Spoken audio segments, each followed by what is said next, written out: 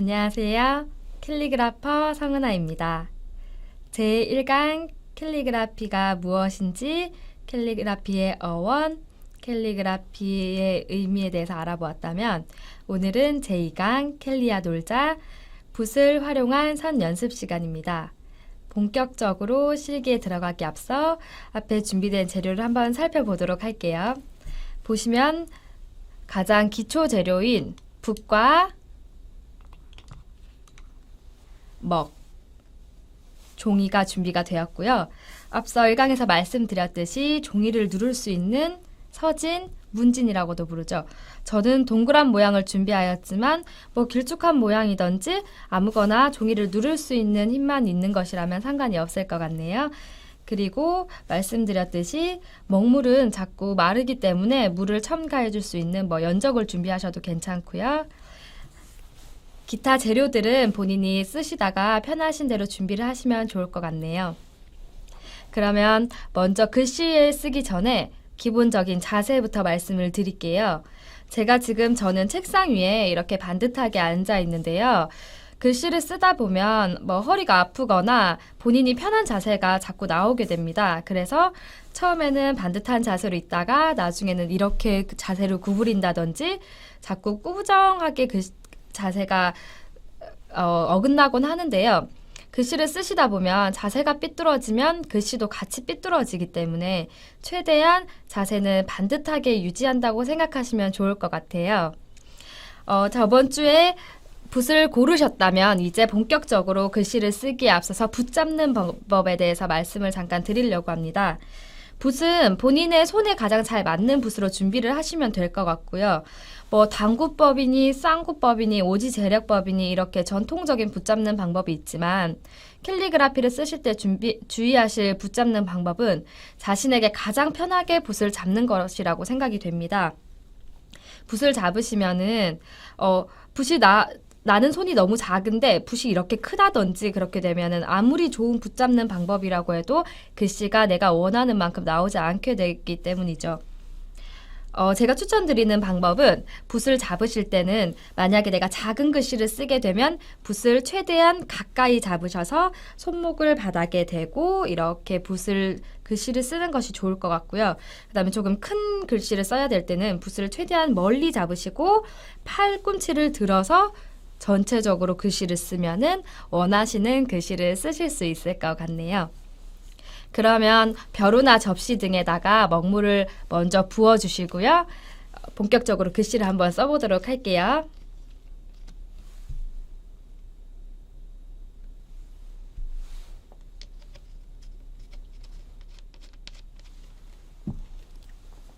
붓은 주의하실 점은 붓 끝까지 모두 담그셔야 한다는 것인데요.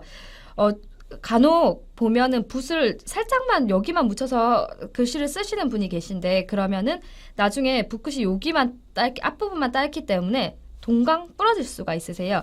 그래서 붓은 최대한 붓 머리까지 담그고 난 다음에 먹물을 천천히 빼는 것이 중요합니다. 그리고 제가 이번 2강부터 우리가 흔히 말하는 선을 획이라고 표현을 하게 되는데요. 획이란 너무 어렵게 생각하시지 마시고 우리가 생각하는 선을 내 마음대로 표현을 하였을 때 그 나오는 선의 모양을 획이라고 생각하신다고 보시면 될 것 같아요.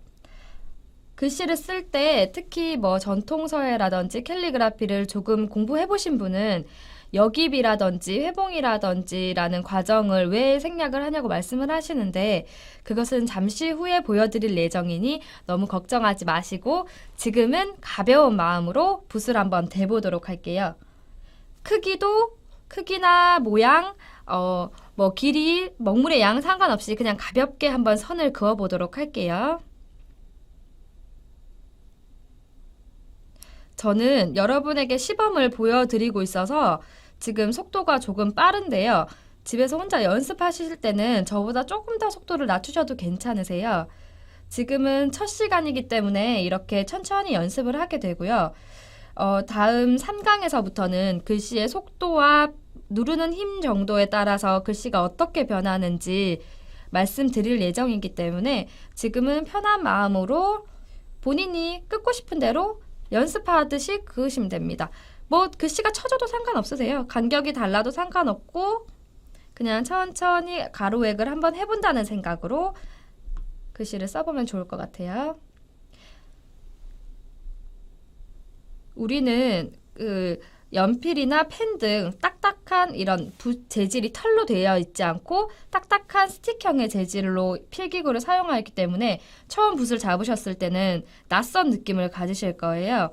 그래서 이 붓과 내가 경험해보지 못한 이런 붓과 친해지는 과정이라고 생각을 하시고 시간을 두셔서 천천히 이렇게 조금 굵게도 그어보고 조금 빠르게도 그어보고 모양은 생각하지 마시고 꼭 좌우 뭐 수평, 수직, 대칭을 이루실 필요는 없어요. 지금은 천천히 붓과 친해지는 단계니까 천천히 해보시면 좋을 것 같아요.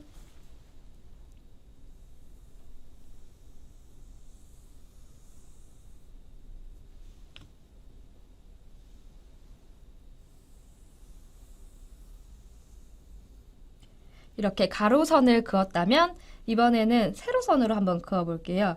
보통 연습하실 때는 여기 종이 위에 바로 하셔도 되고 아니면 종이를 바꾸셔서 세 종이에 하셔도 괜찮으세요. 저는 지금 여기 위에다 바로 한번 세로선을 그어보도록 하겠습니다.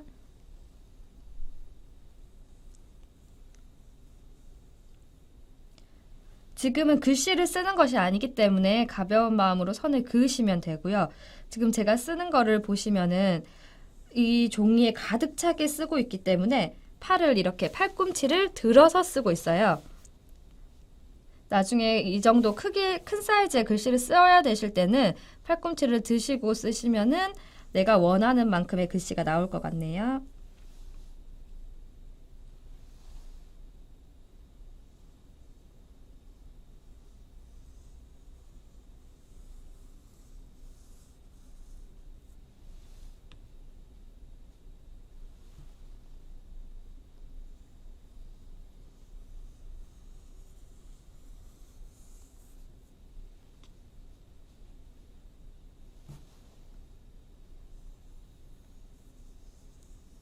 아까 말씀드렸듯이 저는 지금 시범을 보이기 있기 때문에 속도가 조금 빠르게 쓰고 있는 거예요.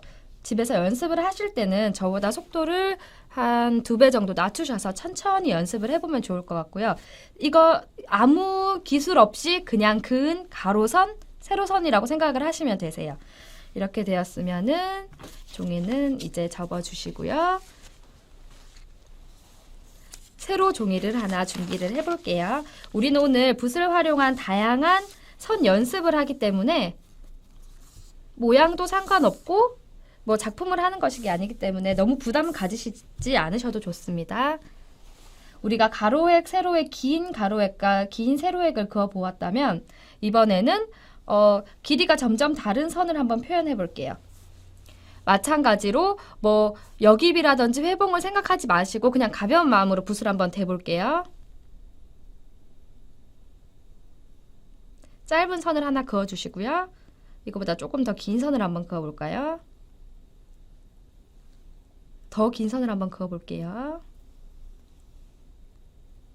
이제 조금 더 긴 선을 한번 그어보겠습니다. 지금 우리가 하는 게 어려운 과정이 아니라 완전 초급 과정이라고 생각을 하시면 되세요. 쉬운 마음으로, 편한 마음으로 한번 따라서 그어보면 좋을 것 같아요. 이렇게도 한번 그어보고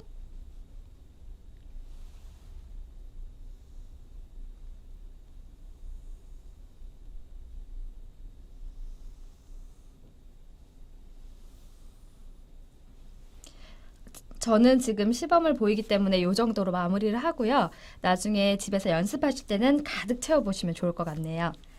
다음에는 우리가 계속 직선만 하고 있으니까 너무 재미가 없죠? 꼬불꼬불한 곡선으로 한번 자유롭게 표현을 해볼게요. 말씀드렸듯이 지금은 작품을 만드는 게 아니라 붓과 친해지기 위한 연습이기 때문에 최대한 붓과 같이 너는 누구니? 하는 생각으로 하시면 좋을 것 같아요. 이렇게 천천히 붓을 가벼운 마음으로 대시면 괜찮으세요. 꼬불꼬불 짧게도 해보고 길게도 해보고 이렇게 한번 해볼게요.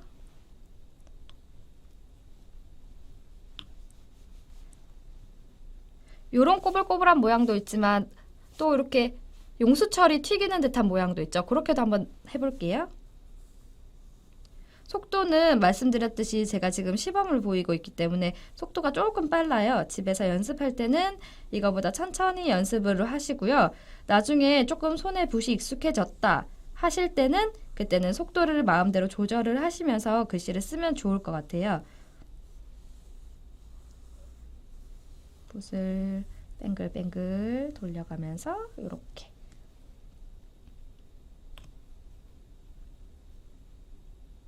이렇게 용수철 모양으로도 한번 해봤고요. 이렇게 하면 재미가 또 없으니까 더 재미있는 표현을 한번 해볼게요. 우리 어렸을 때 기찻길 이런 모양으로 한번 그림을 그려봤듯이 그런 모양을 우리는 붓과 친해지는 연습이니까 그 모양으로 한번 해볼게요. 기찻길 붓을 다양한 면을 사용하실 수 있어야 되니까 처음 선 연습 때는 너무 걱정하지 마시고 짧게도 하고 넓게도 해보고 천천히 이렇게 연습을 해보고요. 이런 사각형으로 모양을 만들었다면 그 다음에는 좀 세모꼴로도 한번 해볼게요.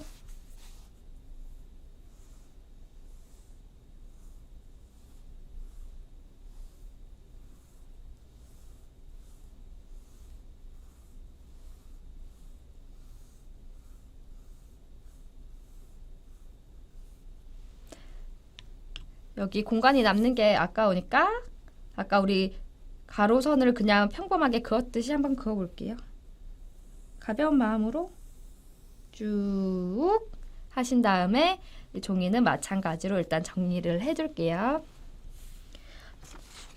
지금은 가장 실기에서 가장 기초 단계이기 때문에 너무 부담 느끼실 필요도 없으시고 집에 자녀가 있으신 분들은 아이들과 같이 붓을 준비를 하셔서 글씨를 쓰면 아이들도 좋아할 것 같아요. 선 연습이니까 부담 없이 즐기시면서 하시면 될 것 같아요. 이렇게 연습이 좀 되셨으면 이제 조금 어려운 단계로 넘어갈 건데요. 여깁과 혹시 회봉이라는 얘기를 들어보셨는지 모르겠는데 쉽게 생각하면은 우리가 원활한 획을 긋기 위해서 도와주는 보조장치라고 생각을 하시면 되세요. 여깁은 그 단어 그대로 붓을 거스른다는 얘기고요. 회봉 또한 붓을 다시 거두어 드린다는 얘기죠. 우리가 나중에 한글서의 기초 부분에 배우긴 할 텐데 여깁과 회봉을 하면은 그 장점은 획이 깨끗하게 일단 통일성 있게 나온다는 점이에요. 그리고 그 그어진 획 자체가 힘이 생겨서 마치 이 화선지를 뚫고 그어진 듯한 안에 강한 철심이 박힌 듯한 느낌의 글씨를 표현할 수가 있으세요. 그거는 나중에 한글서의 기초 부분에서 다시 공부를 하게 될 거고요. 지금은 가볍게 여기과 해봉을 이용한 선이 어떤 것이 있나 한번 보겠습니다. 아까 말씀드렸듯이 여기과 회봉이에요. 우리가 붓을 이렇게 방향이 되기 때문에 이 붓 방향은 이쪽이지만 이쪽으로 가기 전에 붓을 거슬렀다가 간다고 생각하시면 되세요. 거슬렀다가 이 방향으로. 여기도 마찬가지로 돌아오셔서 이 방향으로 나가려는 붓을 인위적으로 이쪽으로 거두어 드리는 것이라고 생각을 하시면 되시는데 이게 이렇게 말로 설명하면 너무 어려운 부분이지만 몇 번 써보시면은 금세 감을 잡으실 거니까 이건 연습밖에 없으실 것 같아요. 한번 글씨를 써보도록 할게요. 여깁을 하기 위해서는 붓을 거슬러서 그대로 붓을 뒤집어 준다고 생각하시면 되세요. 그리고 그 힘 그대로 쭉 간 다음에 회봉을 아까 붓을 거두어 드린다고 했죠. 붓을 그대로 거두어 주세요. 지금 화면에서는 잘 안 보이실 수도 있는데 여기과 회봉을 하지 않은 그냥 직선을 긋게 되면 붓이 이렇게 눕게 되죠. 붓이 이렇게 눕는 상황이 발생을 하게 돼요. 그런데 여기과 회봉을 해서 글씨를 거두어 드리면 붓이 이렇게 다시 꼿꼿하게 쓰게 돼요. 붓 끝이라고 하죠. 붓봉이 다시 꼿꼿하게 서게 되거든요. 이거는 연습밖에 없으니까 천천히 연습을 하시면서 여깁을 하고 회봉을 하는 획이 꼭 필요하구나라는 걸 생각을 하시면 될 것 같아요. 근데 막상 캘리그라피를 쓰시면은 여깃과 회봉이 필요한 획 반 정도, 그 다음에 그냥 가볍게 공중여깁이라고도 하거든요. 공중여깁을 한 획도 필요하고 아예 여깁 자체가 없는 획도 필요하니까 그거는 쓰시면서 해보시면 될 것 같아요. 다시 한번 여깃과 회봉을 이용한 가로획과 세로획을 그어보겠습니다. 붓을 거슬러서 쭉 간 다음에 붓을 회봉 거두어 주세요. 거두어서 붓을 들고. 사실 이 획이 지금 보여드리려고 획이 이렇게 긴 거지 막상 글씨를 쓰면 한 요거 반 정도니까 연습하실 때 너무 이렇게 길게 안 하셔도 괜찮아요. 우리가 붓이 캘리그라피를 쓰기 위해 이렇게 붓 모가 작기 때문에 작은 붓으로는 이렇게 긴 글씨를 쓰기에는 조금 어려운 점이 있죠. 다시 한번 가로획을 보여드리겠습니다. 붓을 거슬러서 방향을 바꿔서 그대로 쭉 가고 회봉, 붓을 다시 거슬러 줄게요. 거슬러서 짠, 들기. 요렇게 해서 그냥 아까 적은 그 획과 비교를 한번 해볼게요. 여기 보시면은 아까 그냥 그은 세로획과 이렇게 여깃과 회봉을 이용한 세로획은 조금 힘에서 차이가 있으실 거예요. 그런데 이거를 지금은 우리가 잘 모르니까 큰 차이가 없어 보이겠지만 나중에 이런 획을 이용해서 글씨를 쓰셨을 때는 확연한 차이가 보이니까 연습을 계속 꾸준히 해주시는 게 좋을 것 같아요. 그러면 이제 가로획 말고 세로획을 한번 시범을 보여드리도록 할게요.